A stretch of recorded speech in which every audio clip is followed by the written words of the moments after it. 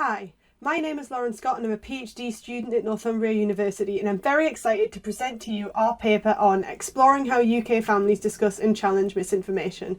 This work was done with colleagues at University College London and Abertay University. Now, misinformation can have a series of negative effects on individuals' lives, and it can affect health decisions, identity and public trust of organisations.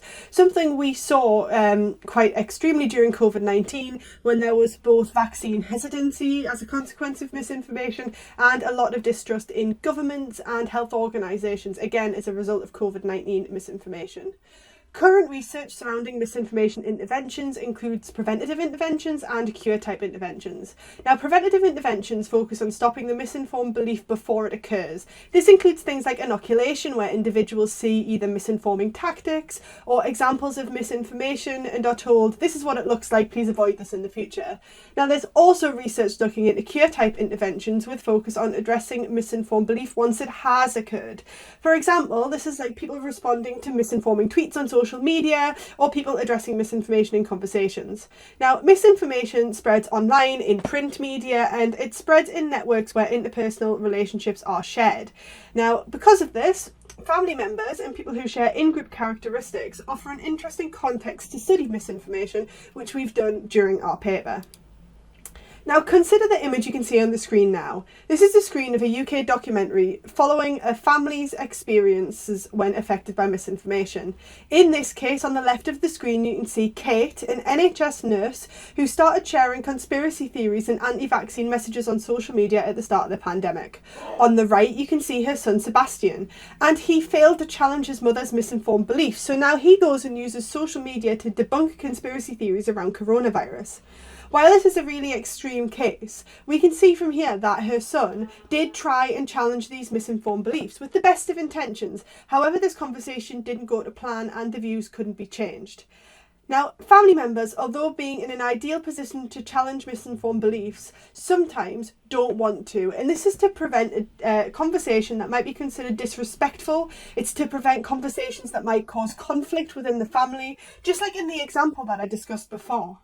Now, misinformation correction from people who share in-group characteristics is more likely to be successful. For example, again with friends or family members. And this is because corrections from friends and family members make information seem more legitimate. Our research context looks specifically at families, as we need more information about how conversations about misinformation happen in practice. We look at the following research questions to address this. The first one being, what effect can misinformation have on family relationships? The second one being, what factors contribute to family members challenging one another on misinformation? Followed by, how does the communication method influence misinformation challenging in a family network? And to address this, we use the following methodology. We recruited individuals who'd experienced misinformation spread within their family, and we asked them to describe how the misinformation spread occurred within their individual family network. They had to be UK based, they had to have experienced misinformation spread within their family, and they had to be English speaking. 7 of our participants were 18 to 34-year-olds, with 3 being 35 to 54-year-olds. And the interviews that they were subjected to took up to 1 hour, and we explored firstly how individuals communicated with their family members and whether they had shared values, followed by what were the definitions and views they held about misinformation prior to the study. Then we looked at what participants' experience of misinformation spread were within their family, and what happened when the misinformation was addressed. Did they discuss it? How did they try and challenge these beliefs, whether they did choose to, and what potentially influenced how well that challenge went? We analysed this using Braun and Clark's thematic analysis method, and the coding was completed firstly individual by one author, and then coding and theme generation was done as a group. And we came up with the 5 themes that I'm going to introduce in the next few slides. So the first theme was reasons for challenging, and these included the reasons why people were motivated to do the challenge in general, and the reason why the challenge happened at that specific time. So if we consider why individuals chose to challenge, the first one was preventing further harm or ideology spread. So if we take, for instance, participant 5, whose quote you can see on the slide there. Participant 5 feared for people that would potentially not get vaccinated because of the messages that the individuals were sharing, and they were scared that people could potentially die due to these anti-vaccine messages because of how serious COVID-19 was. So this person was worried about the harm that could come from these messages spreading to other individuals, and that's why they chose to challenge. Another one of these reasons were that an individual had misunderstood facts and people wanted to educate them on why their beliefs were false. Thinking of timings, we had some individuals who would choose to challenge misinformation during normal conversations. An evening phone call. Hello, my family member. I realise you've shared these views and I want to discuss them with you. But others were triggered by a specific event. For example, one of our participants was sent footage of a violent attack in the area of their home. Due to this, fact-checking and misinformation correction happened rapidly from the point it was shared to ensure people were safe. So these are two different times we observed misinformation correction occurring. Now the next one is barriers to challenging, because as we saw with our Channel 4 documentary a few slides ago, these conversations don't always go to plan. Some of the barriers we have are from the knowledge individuals had of the other individual, as all of our participants shared ties and characteristics with their family members. For example, the knowledge of the personality and how they'd respond, the strong ingrained preconceptions people had, or the position they had in the family hierarchy. If we consider the example from participant 7 here, it's really hard to change someone's mind when they are deeply rooted to their beliefs. And this comes to the strong ingrained preconceptions individuals had. Now, if we think of participant 2 in our study, participant 2 said that they generally found misinformation their family member believed, at least the ones that they were aware of stuff they would have agreed with anyway. And this is another sign that preconceptions are a big influence on, one, the misinformation people believe, but two, how easy it is to change someone's mind during those conversations.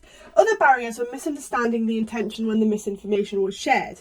Another one being inappropriate communication channels, with one of our participants telling us that a conversation over a message couldn't replicate a conversation face to face. They'd want to sit down over a cup of tea and have a conversation of how does this misinformation, how do you believe it, where did you come with these beliefs and why?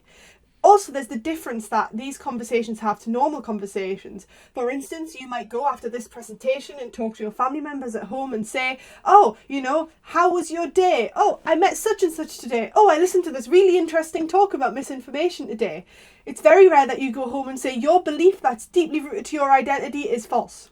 There's conversations that don't happen very often. Now, we also looked at the resources individuals used during challenging the misinformation. For example, using individuals with a higher authority. We had one participant who asked their father to help them with the conversation because their sister was just not understanding where they were coming from. We have individuals who wanted to develop a group narrative with other individuals in the family or in the wider community. We had some that unsuccessfully used humour in these conversations, and others that used external sources of information to try and address the misinformed belief. The next thing we looked at are the coping mechanisms individuals use to help them deal with the conversation. One of which you can see from participant 6 here, is avoidance. People avoided the conversation and the topic of the conversation after they occurred. Participant 6 wholeheartedly avoided the subject of vaccines and autism after trying to challenge the misinformation because it was unsuccessful. They felt they'd done their due diligence to try and correct the misinformation, and because it hadn't worked, they didn't want to talk about it anymore. There's others that sought validation and support from others, and these resources and coping mechanisms often happened in conjunction with one another. The next theme is the outcomes from the conversations, which unfortunately, for the most part, actually involve negative experiences, which again is similar to our Channel 4 documentary that was on a couple of slides ago. Another one is changing the attitudes. Now, this could either be the participant managing to change the views towards the misinformation, or the person that was misinformed changing their attitude towards the person, which we can see here with participant 4. Participant 4 was blocked by their family member on social media after the point of the challenging, and they never spoke to them again until the point that they died of COVID-19. This was anti-vaccine misinformation. Some of the outcomes was no change in attitudes. People either stayed misinformed, they stayed in the same sort of relationship with their family member. There's also, in some cases, they recognised they were misinformed, and others who had the desire to try a different approach. The main takeaways from our work include that challenging misinformation isn't always an easy process, but it does happen within family networks. Misinformation doesn't just have a negative effect on the individual, it can affect the relationship between individuals. Conversations that challenge misinformation do happen, but they are impacted by a number of barriers, but they're also supported by a number of resources and coping mechanisms. And individuals prefer for these conversations to occur face to face. They feel online platforms are not suitable for these type of conversations. So I hope you enjoyed our talk. Please get in touch if you have any questions, and thank you for listening.